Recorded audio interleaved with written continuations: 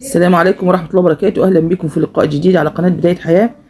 السيسي فجأة كده طلع لنا بثيابة القديس، الراجل اللي مش عاجبه وضع الدراما المصرية والتسيب اللي فيها والانحراف والانحلال. فجأة كده بعد 13 سنة اكتشف هو ورئيس الوزراء بتوعه والوزراء بتوعه ان في دراما بتفسد في الشعب. طب مين اللي صدر لنا الفساد ده؟ ما هو سيادتك اللي صدرته لنا، سيادتك عشان يساندوك في الانقلاب اللي انت عملته.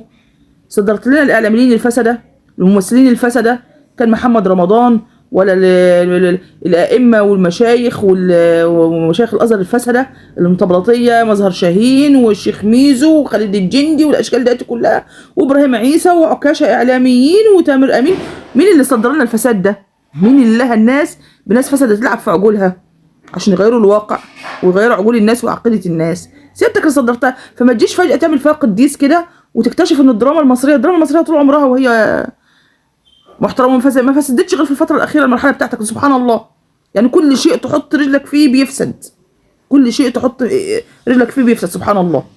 يعني حتى البرنامج الوحيد اللي الناس كلها اشادت بيه، البرنامج اللي هو على اليوتيوب بتاع سامح حسين، رحت استضفت. احنا عارفين الراجل مؤيد للسيسي، بس قلنا ده راجل دي فتره عادي، في كتير من الشعب مؤيد للسيسي او ناس مخدوعه او ناس، ويعني كان راجل مؤيد بس يعني مش بالمتغطي لا في العلن، بس يعني مش ما بيجهرش جو بالسوق زي التانيين زي المطبلاتيه جامد. يعني ما خلتش حاجه كويسه في البلد. رحت جايبه مستضيفه تاني يوم نظام الراجل اتغير والمشاهدات بتاعته سقطت.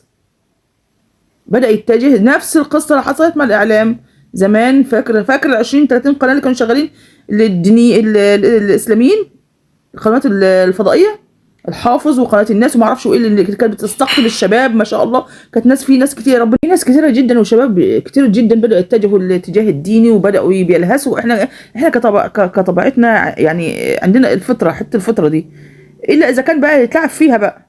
فكنا فرحانين بالقنوات الدينيه دهيات. حتى احنا الكبار كنا كبار في السن برضو، يعني كنا في الثلاثينات ايامها او فوق الثلاثينات بشويه، يعتبر يعني سن الشباب برضو، والشباب الاصغر مننا برضو بكتير 16 و17. كل الناس بدات تتجه اتجاه اسلامي ما شاء الله، بدأوا يعرفوا دينهم ويجربوا من ربنا سبحانه وتعالى. جيت انت في ثواني قفلت القنوات، الا القنوات المطبلاتيه ليك هم قناتين اللي اتفتحوا، قناه الرحمه بتاعت الشيخ محمد حسان وقناه بتاعت الشيخ احمد عبد عوض. دول اللي رجعوا عشان يعني بحجه امان ان الناس دي بعيده عن الكلام في السياسه. لكن انت حاليا اللي بيطلعوا عينك نص الكلام الديني بتاعهم بيتكلموا في السياسه، لا دي مش قناه ما بتتكلمش في السياسه ولا حاجه، عادي ايزي.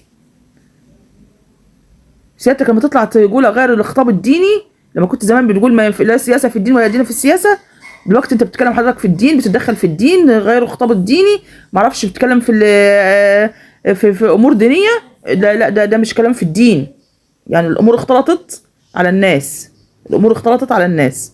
فسيادتك ما تطلعش بثوب الفضيله وتحاول تقنعني انك انت لسه فجاه كده اتغيرت او فجاه كده خدت بالك من الفساد الشعب. كده نصه اتفسد وخلاص والحمد لله. انت كرهت الناس في المساجد اللي اغلقت. عينك ممنوع تراويح، ممنوع معرفش. كنا بنروح زمان بنسمع دروس دينيه مع سيدات فاضلات، اخوات فاضلات، كانوا بيعلمونا امور ديننا وفقه الدين بتاعنا. كنا بنفهم حاجات كتيره منهم، وبناخد ولادنا الصغيرين نعلمهم برضو، ناسسهم يطلعوا مرتبطين بالمساجد. قفلتها في وشنا بالضبه وبالمفتاح. مساجد ربنا اتقفلت بالضبه وبالمفتاح.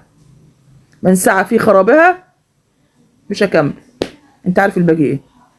فتوقع يعني ان شاء الله نهايتك قريبه باذن الله. فالجماعه الفنانين اللي بيتسابقوا وبيلهسوا ان هم يتنافسوا في موضوع شخصيه البلطجي دي، الشخصيه دي يعني دي شهاده حق بصراحه. يعني هم على المستوى الانساني هم بني ادمين عاديين طبعا زينا، وفيهم ناس كويسه جدا على فكره، بس للاسف الظروف فيهم ظروف خاصه باسرهم او ظروف اجتماعيه او ظروف اي ظروف يعني ادت بهم للطريق ده اهو. بس جواهم كبني ادمين كويسين، يعني تلاقوهم فيهم حته برضه حته النقاوه وحته الفطره دهيت. بس هم طبعا منبوذين اجتماعيا، منبوذين. ما نقدرش نأيد نموذج زي ده ان هو يكون نموذج قدوه يعلم ولادنا واحفادنا. ما ينفعش الكلام دهوت يا جماعه، ما ينفعش. فانتوا بتتسابقوا عشان ايه؟ ده مش نموذج ناجح عشان تتجلدوا. ده مش نموذج، ما تصدروناش ان هم ابطال، لا هم فيهم حتت كويسه ايجابيه، لكن مش معناها ان هم ناس كويسه وان احنا يكون ده قدوه. انت يعني خلي بالكم ان كنتوا قدوه للاسف لغالبيه الشعب، مع ان المفروض احنا ديننا هو قدوتنا، لكن للاسف ده واقع اللي ما فيش هروب منه طبعا. ان لازم نعترف ان الدراما بتعالج بعض الامور. زمان كانت الدراما كانت بتتناول بعض المشاكل الاجتماعيه بشكل ايجابي مش بشكل سلبي اللي حصل زي الايام دياتي كده. بيعالجوا مشاكل بطريق غير مباشر. يعني الدراما مؤثره في اكتر من ائمه المساجد في الناس، للاسف بيقتنعوا بيها. يعني كنا زمان مثلا نسمع مسلسلات ونعيط ونبكي مع الشخصيه ونقتنع ان ده فلان مات او فلان ده اتظلم او فلان ده حصلت له مشكله ونقتنع بيها جدا.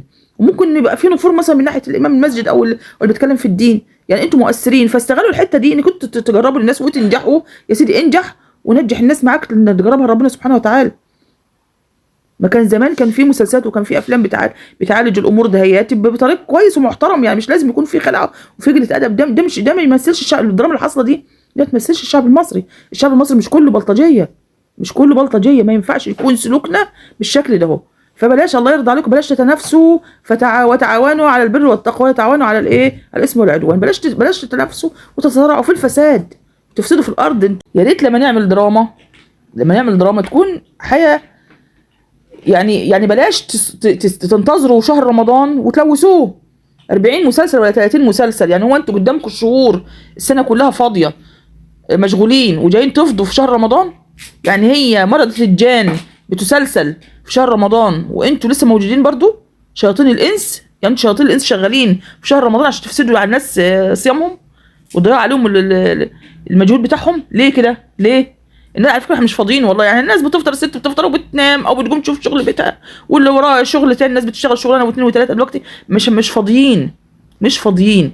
فبلاش. يعني كان زمان في مثلا كان بيجي مسلسلات دينيه جميله جدا زي عمر بن عبد العزيز او هارون الرشيد، وفي مسلسل محمد رسول الله. كان في مسلسلات جميله جدا رمضانيه على فكره وبنقعد بنسهر ونسمعها وبنستفاد منها. حاجه بتحكي برامج برضه حديثه شويه. كان في بتاع البرنامج بتاع الفنان يحيى الفخراني برضه بتاع قصص الانبياء، بيعرفوا اولادنا واحفادنا ان الانبياء بطريق جميل بشكل حلو والوان كده كرتونيه واشكال كرتونيه كده جميله جدا.